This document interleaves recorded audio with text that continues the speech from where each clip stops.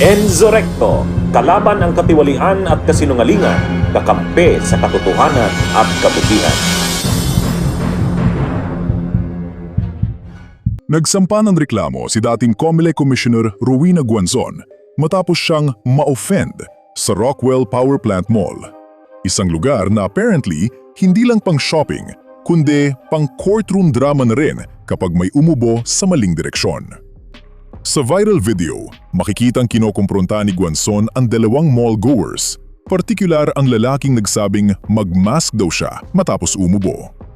Sa ibang tao, simpleng paalala yon. Pero kay Guanzon, parang declaration of war. No, get me dito! I want you to apologize to me! Here! If you are sick, madam! If you are sick, you don't go out to the mall! Why are you here when you are sick? Who is this man? Is your husband? Why did you play such a stupid? Ito Ramos! Mga kombre! Hindi ka nga naka-Rolex! Hindi ka nga naka-Gucci! Ako ba pinili mo? No, I want your name! Get his name! Get his name! I want your name! Wala akong mabibidyo. Ayon kay Guanzon, napahiya raw siya nang sabihan siyang umalis ng mall at umuwi kung inuubo.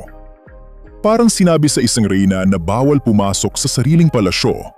Ganun ang level ng insult sa kanya. Idinagdag pa niya na parang mortal sin daw ang umubo sa Rockwell, na para bang may signage doon na no pets, no food, no coughing. Nagreklamo po talaga ako sa police and filed the case for unjust fixation and grave oral defamation. Hindi niya raw palalampasin ang injustice na ito, kaya nagsampa siya ng unjust vexation at grave oral defamation laban sa lalaki. Kasi bakit hindi?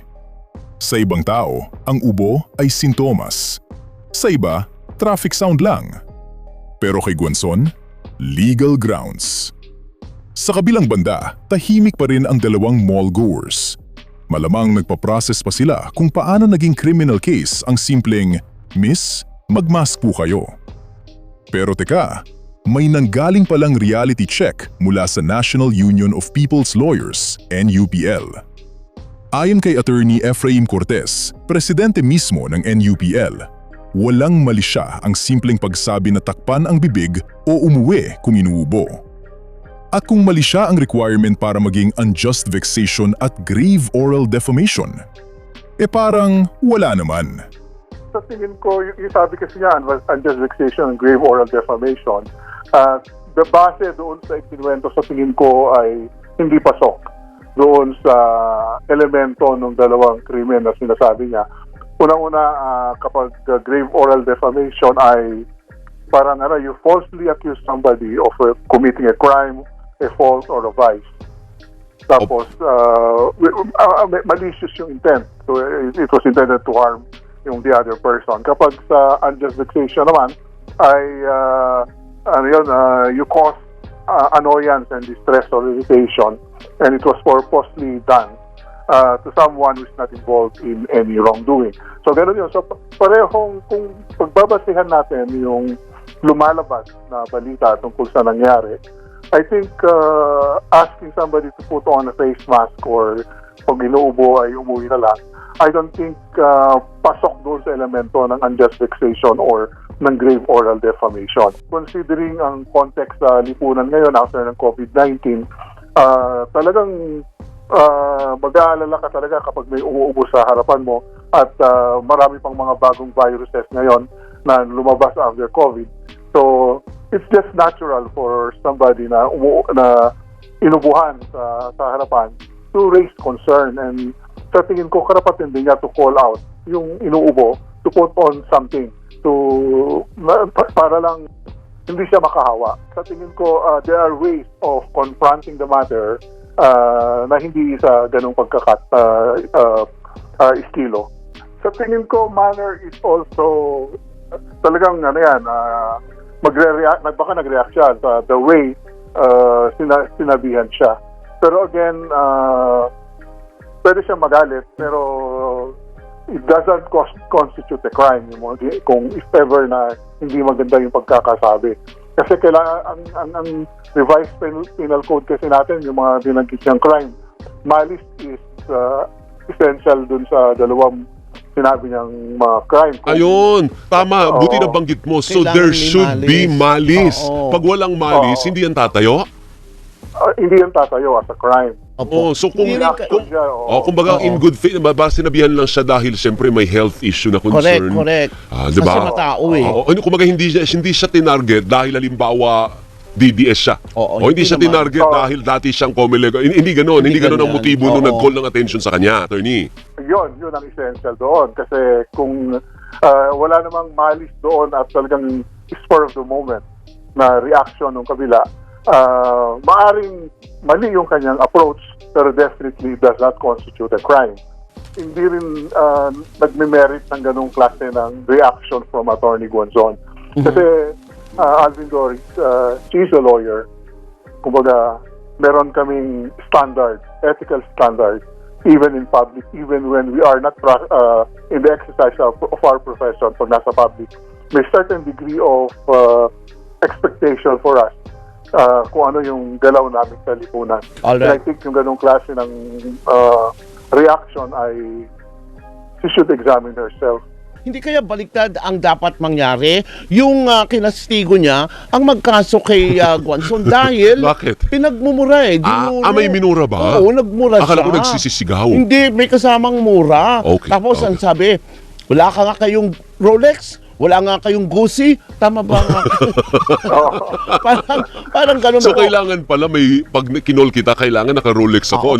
Parang ganun bang implication Oo, nun? ganyan. At dapat yung sasakyan ay Bugatti. Pero hindi kaya yun pasok, attorney, doon sa sinasabi mga na Code of Ethics, pwede ba siyang idemanda rin, res bakan? Pwede yun. Yung pagkakasabi niyan gano'n, kasi pag-aalipos pa yun sa ordinaryong mamamayan na hindi dapat ginagawa ng isang abogado. Medyo mataas kasi yung ethical standards for lawyers considering that we are officers of the court.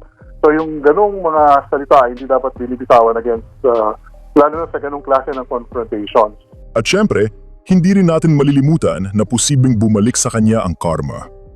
Kasi ang dalawang mall-goers na pinagmumura niya sa viral video, pwede rin namang mag-isip ng legal counterattack. Bukod pa roon, may tanong din tungkol sa professional ethics. Parang dapat ba ang isang dating lawyer na kilala sa batas ay magsalita ng ganito sa publiko? Posibleng maharap siya sa kaso kung itutuloy nila. Anybody can file a complaint against her. Pero syempre pangunahin yung dalawa na yung kung sino man na nakaaway niya. Pero sa tingin ko dahil sa nature ng legal profession, yung may mga ganyang act ay pwedeng isumbong sa Supreme Court and it may go through disciplinary procedure designed for administrative cases against lawyers. Siyempre ang problem kasi kapag hindi yung mismong nakaaway niya ang magsasampa ay evidence rin yung problem mo kung somebody else. Of course, nandun yung video, probably on the basis of the video ay pwedeng matignan kung meron siyang administrative liability in violation ng Code of Ethics ng mga lawyers. Filipinos should stand up for what they think is right pero not in this fashion. Kasi hindi naman ito usapin ng policy, hindi usapin ng sovereignty o hindi usapin ng public interest, kundi nagkasaktan lang ng damdamin. Private masyado yung issue na it doesn't merit yung ganung klase ng reaction na itataas mo siya sa level. Sa madaling sabi, ang ubo is not a crime. Ang miss, magmask po kayo, is not a malicious attack. Sabi ni Cortez, may karapatan din ang mall-goers na magpayo, lalo na't galing pa tayo sa pandemya. Hindi naman kasi immune ang mundo sa virus kahit nasa sosyal na mall ka. Hindi porke may chandelier at classical music sa Rockwell, biglang nagiging optional ang public health awareness. Natural for anyone na mag-aalala pag inubuhan sa harapan, dagdag ni Cortez. Simple, logical, walang extra spices.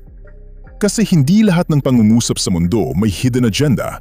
Minsan, concern lang talaga. Pero for Guanzon, ibang klaseng insulto raw yon. Lalo na nang tanungin siya ng lalaki kung wala ba siyang pambili ng mask. Para raw siyang ni-review ng stranger sa Rotten Tomatoes. Harsh at unexpected. Hindi pa doon natapos. Kinastigo rin niya ang kumuha ng video. Ayon sa kanya, "You have violated my right to privacy." Pinapaalala ko lang po sa kumuha ng video na bawal po talaga sa batas yun, kaya pinagbabawal yun sa Rockwell Mall. You have violated my right to privacy and that is a criminal offense. Sa gitna ng isang public place, sa gitna ng isang mall, sa gitna ng sigawan, sa gitna ng maraming tao. Yes, privacy daw. Pero ayon kay Cortez ulit, hindi raw pumapasa sa elements ng grave oral defamation ang kwentong ito.